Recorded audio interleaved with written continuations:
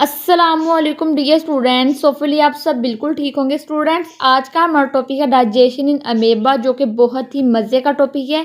तो ये एक लॉन्ग क्वेश्चन है, तो आपने इस लेक्चर को ध्यान से सुनना है ताकि आपको जब ये लॉन्ग क्वेश्चन आए आप इसको आसानी से अटैम्प्ट कर सकें।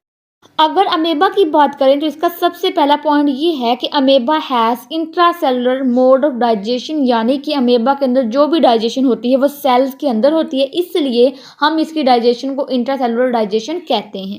इसमें दूसरा पॉइंट ये है कि it feeds on many tiny organisms, के जो अमेबा होता है वो छोटे छोटे ऑर्गेनिजम्स को खाता है, and also feed on dead matter, और ये डेड मैटर को भी खाता है। तो आपने अमेबा के बारे में ये दो चीज़ें याद रखनी है कि एक तो अमेबा के अंदर जो डाइजेशन होती है वो इंट्रासेलुलर होती है, दूसरा ये कि ये छोटे छोटे ऑर्गेनिज्म को और डेड मैटर को खाता है। आगे हमारे पास है स्टेप्स ऑफ डाइजेशन। अगर डाइजेशन के स्टेप्स की बात की जाए तो हमारे पास टोटल 4 स्टेप्स होते हैं। हमने इस लेक्चर में उन स्टेप्स को ही डिटेल से स्टडी करना है। सबसे पहला स्टेप हमारे पास है इंजेशन। तो स्टूडेंट्स, इंजेशन का मतलब होता है कि फूड को अपनी बॉडी के अंदर लेके जाना। इस प्रोसेस को हम इंजेशन कहते हैं। इसमें पहला पॉइंट ये है कि फूड में be ingested at any points on the surface of the body, यानी कि जो फूड होती है वो अमेबा की बॉडी की किसी भी सरफेस से एंटर हो सकती है।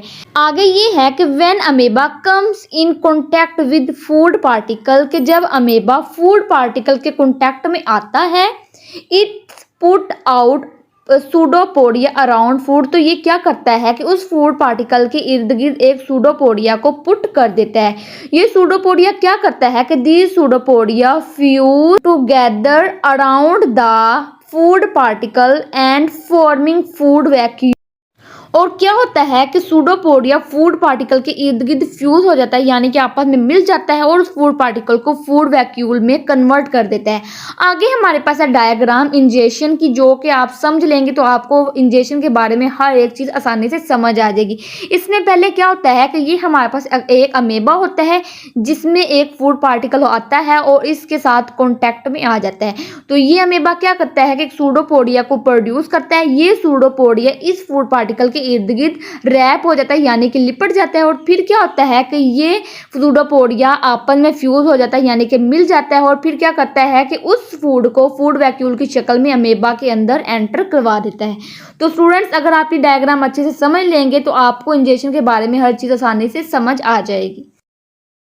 तो स्टूडेंट्स, आपने सिंपल सी एक बात याद रखनी है कि जो हमारे पास अमेबा होता है वो अपनी फूड को सूडोपोडिया के जरिए अपनी बॉडी के अंदर लेके जाता है। आगे दूसरा स्टेप है डाइजेशन। तो इसमें ये है कि many changes take place in digestion. तो डाइजेशन के दौरान बहुत सी चेंजेस आती हैं। इसमें दूसरा पॉइंट ये है कि first food vacuole become small. पहले तो फूड वैक्यूल का जो साइज है वो छोटा हो जाता है, देन लार्ज, फिर उसका साइज बड़ा हो जाता है, and then again become small, और फिर फूड वैक्यूल का जो साइज है वो छोटा हो जाता है। इसमें आगे ये है कि lysosomes secrete hydrolytic enzymes into food vacuole. तो लाइसोसोम्स क्या करता है कि फूड वैक्यूल के अंदर हाइड्रोलिटिक एंजाइम्स को सेक्रेट करना शुरू कर देता है। इसमें आगे ये है कि in first phase of digestion killing and softening of food that take place in the acidic medium pH 5.6, यानी कि डाइजेशन का जो पहला प्रोसेस होता है जिसके अंदर फूड को किल किया जाता है और सॉफ्ट किया जाता है, ये एसिडिक मीडियम में टेक प्लेस होता है जिसकी जो पीएच है वो 5.6 होती है। आगे हमारे पास ये है कि लेटर इट बिकम अल्कलाइन। तो बाद में ये जो मीडियम है ये अल्कलाइन हो जाता है जिसकी जो पीएच है वो 7.6 होती है। During which digestion is completed, जब इसकी डाइजेशन कंप्लीट हो जाती है तो इसकी जो पीएच है वो 7.3 होती है और इसका जो मीडियम है वो अल्कलाइन होता है।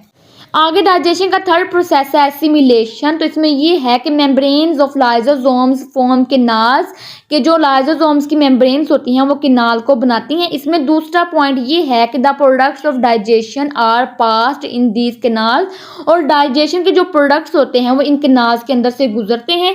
इसमें तीसरा पॉइंट ये है कि this digested material is passed into surrounding cytoplasm, और फिर क्या होता है कि नाल्स के अंदर से गुजरने के बाद ये डाइजेस्टेड मटेरियल साइटोप्लाज्म के अंदर आ जाता है and utilise in various metabolic reactions of the animal. और बाद में क्या होता है कि ये जो डाइजेस्टेड प्रोडक्ट्स होते हैं इनको एनिमल की मेटाबॉलिक रिएक्शंस के लिए इस्तेमाल किया जाता है।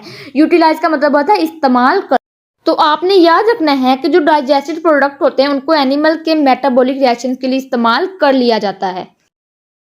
आगे लास्ट स्टेप हमारे पास है डाइजेशन। तो इसमें ये है कि the undigested material is removed out of the body, this process is called egestion, यानी कि वो मटेरियल जो कि अनडाइजेस्टेड होता है उसको बॉडी से रिमूव कर दिया जाता है और इस प्रोसेस को हम इजेशन कहते हैं। तो स्टूडेंट्स ये हमारे पास अमेबा की डायग्राम, जिसके अंदर हमने ये देखना है कि अमेबा के अंदर डाइजेशन किस तरह होती है, एसिमिलेशन किस तरह होती है और इजेशन किस तरह होती है। अगर आप इस डायग्राम को अच्छे से समझ लेंगे तो आपको जो अमेबा के अंदर जो भी चीज़ें हैं वो आसानी से समझ आ जाएंगी। स्टूडेंट्स सबसे पहले स्टेप में क्या होता है कि जो फूड वैक्यूल है उसकी फॉर्मेशन होती है। तो पहले स्टेप में यही चीज़ है कि फूड वैक्यूल फॉर्म्स। तो दूसरे स्टेप में क्या होता है कि ये जो फूड वैक्यूल है इसका जो साइज है वो छोटा हो जाता है। इसकी वजह ये है कि जो फूड पार्टिकल है उनके अंदर से जो पानी है वो निकल जाता है।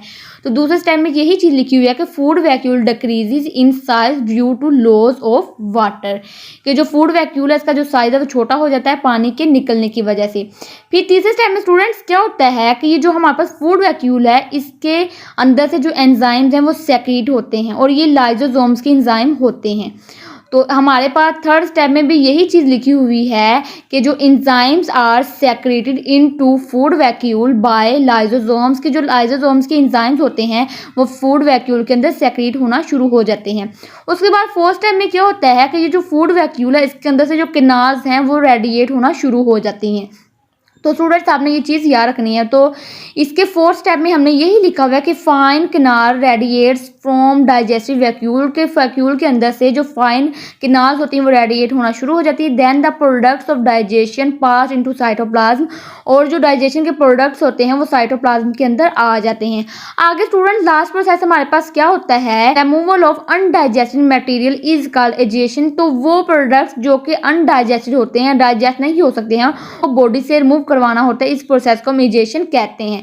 तो स्टूडेंट्स ये हमारे पास सिंपल सी डायग्राम थी जिसके अंदर हमने टोटल 5 प्रोसेस पढ़े हैं। पहले ये पढ़ा है कि इसके अंदर जो फूड वैक्यूल है उसकी फॉर्मेशन होती है।